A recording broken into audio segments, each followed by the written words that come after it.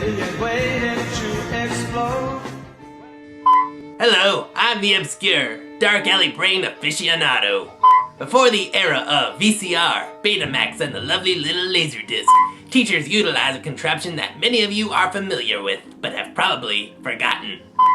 This is a film strip, a cheap alternative to actual moving pictures. Not what I meant. Because 16mm film was rather expensive, these easy-to-use 35mm slides rose in popularity from the 50s until the early 80s. Notice I said early 80s. Keep in mind that I was in school in the 90s and we were still using these. Yeah, we were cheap. Now, it wasn't just a slideshow from hell. Accompanying each film was a separate audio track available on vinyl and later on cassette. But no 8-tracks. We weren't that desperate for multimedia. So the teacher would set up that little doohickey, insert the film and power up the lights, and pretty soon, we'd be watching any number of low-budget films. And they were all boring and terrible. Bland pictures complemented by nasally narration and droning music did not make for an engaging afternoon. Actually, you can make a game of it. Try to wake up right as the movie ends so the teacher doesn't catch you sleeping in class. The advantage of visual learning is obvious. We are sight-based creatures. Sound is not enough. We must have images. And once an image is in your head, there's no way of getting rid of it. But the films couldn't just play themselves though. That was a technology far beyond our imagining. Instead, after the narrator completed the page, an obnoxious sound would ding, just like that, and you would have to turn the knob, advancing to the next slide. It didn't take the teacher long to realize they had a cruise control option. Just make a student do it. Then you can sit in the back of the room and play that game where you try to wake up before the movie ends so that students don't catch you sleeping on the job. It was actually a good test of a student's competence. At the beginning of each film strip, the narrator would politely remind the children how the projector worked, even though the kids had probably heard it a million times already, just like the safety instructions on an airplane. But here's what would actually happen. Alright, I got the knob here, I can do this. Every time you hear this sound, turn the knob and advance the slide. Oh, you're one page ahead, you suck. I can't follow this. You ruined my Christmas. And that's what happens. Yeah, I'm on camera now, that effect was getting old. Now that I've established what a film strip is, let's take a look at a couple examples I downloaded off the Prelinger archive. Let's see those copyright trolls get me now. First up, this 1955 strip about developing your personality where you apparently had none before. Trying new things. Show this film to your partner so they'll finally submit to fulfilling your sexual fantasies. Questions and comments will come to mind while you are enjoying this story.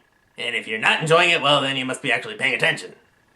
Pete likes to play ball. He is the best player on his team. Playing ball has gotten him some nice birthing hips. Ron says, I hope it's nice enough to go swimming at the school picnic. Fuck swimming, let's play ball, says Pete. Look, Pete. Where? What? What? Look, Pete, swimming is fun too. The drawings are really awkward. Are you scared? Scared? Of course not, says Pete, bitch slapping Ron. But in actuality, Pete is terrified that everyone will laugh at him because he doesn't know how to dive very well. From this, I can discern that he's tried diving before, he's just not very good at it. So it's not really the issue of trying something new so much as you suck at diving and everyone will laugh at you. Sure enough, the class goes swimming. Hurry up, chicken, Ron calls. You're just a chicken. Chip, chip, chip, chip, chip, chip. What the? Whee!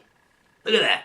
So Pete gets in the water as interpreted in this clusterfuck of 1950s design. But then the teacher announces that the diving competition will commence. Although, judging from this picture, I'd assume he's warning the kids about an approaching Gatoroid. Pete is hesitant at first, but eventually decides to give it a try. You show them, Pete, you can do it. Man, he's gonna wipe out, get the cameras ready. Pete is scared, but he's determined. And he dies on impact with the concrete slab. Oh, that's actually water. Actually, it's bad art. Pete's chest is bursting. Is it because I swallowed the whole lake, or is it because I'm sort of proud? I think it's hypertension. You might want to get a doctor. Then he says to Ron, it is really fun to dive, isn't it? I'm glad I came to Fire Island. And then Ron gives the moral of the story. Lots of things are fun if you try them. So the story is bland as hell. Hell is bland, apparently. But the message rings true. Try new things. You'll never know what you enjoy. For instance, I might actually enjoy this next film. Brothers and Sisters. You know you can trust the film with a PhD attached. There are lots of people in Steve's family. There are Steve, blah, blah, blah, and a little dog, too. Nice framing, by the way. Dad isn't all that important, but that lamp sure as hell is. When the whole family is together, it's like having a big party. Not a fun party, just one of those parties you go to because there's someone you know there, but then they leave early, so then you're stuck with a bunch of mouth-breathing idiots who won't stop talking about their cats. You know, family time.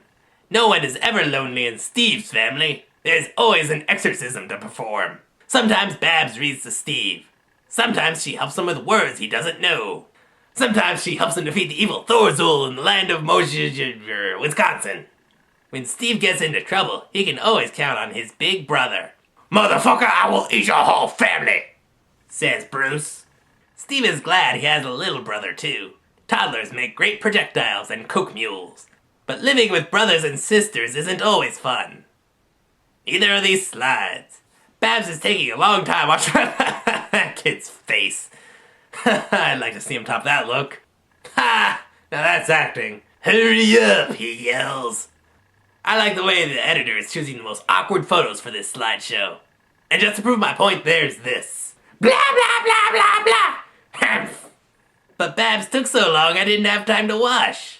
And apparently this gets him banished from the family. Soon the boys of Bruce's scout troop come in. They plot their revenge on those who scoffed their stupid neckerchiefs. Steve wants to listen too, but Bruce says this is just for scouts. What are they, stonemasons? God forbid Steve overhear the details for their stupid Pinewood Derby. As Steve gets into bed, he wishes he didn't have a sister and brothers. He's gonna go looking for that axe, isn't he? Then guess what? What? He dreams that Grandma is taking away Babs, Bruce, and Dick. He also dreams of the world's most awkward Christmas card. That's okay with me. But then Steve dreams that he's at dinner. It's so lonesome without the others. Did Grandma take away Mom and Dad also? They seem to be absent from the table. Then he has to do the dishes and there's no one to work with. How did one child accumulate that many dishes? Did he use a new place setting for every individual bean? Uh-oh, here comes that big bully again. Grrr, brains. But Bruce isn't here to save you now. Hell, Bruce, oh my god, he's Bat Boy, look at that.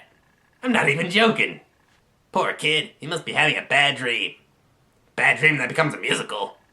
My glad to see all of you, and you were there, and you were there, and you were there. Now when he goes to bed, do you know what he dreams? No.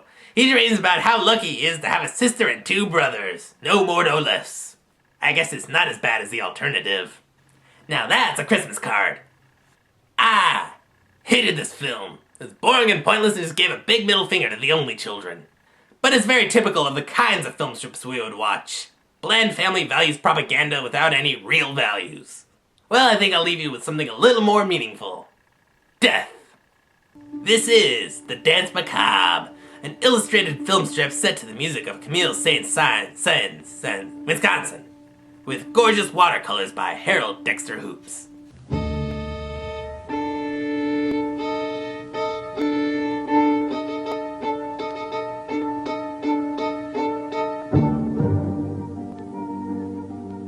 This song, The Dance Macabre, is based on the tales of death, raising the deceased on Halloween night to, well, fucking party. Look at them go! Fantasia? Never seen it. To add a little more perspective to this piece, you have to go back further into the European tradition. The figure of death represents equality. All people, kings and peasants, are equal in one thing: the inevitability that they will expire. Not me though, just you.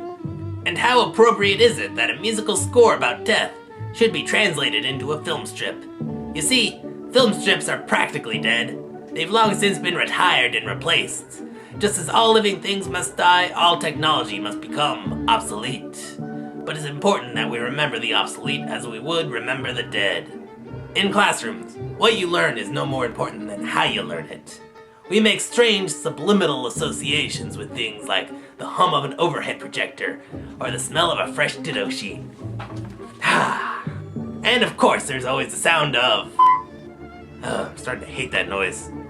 But during our developing years, a tool like the film strip can have a huge impact on how we begin to absorb information. And it's important to acknowledge that that little bulb and that beep made you who you are today. Unless you're one of those fancy schmancy schools that can afford laserdiscs, in which case, go fuck yourself. Nothing can change the shape of things to come. It's not over. Everybody betrayed me. I fed up with this world.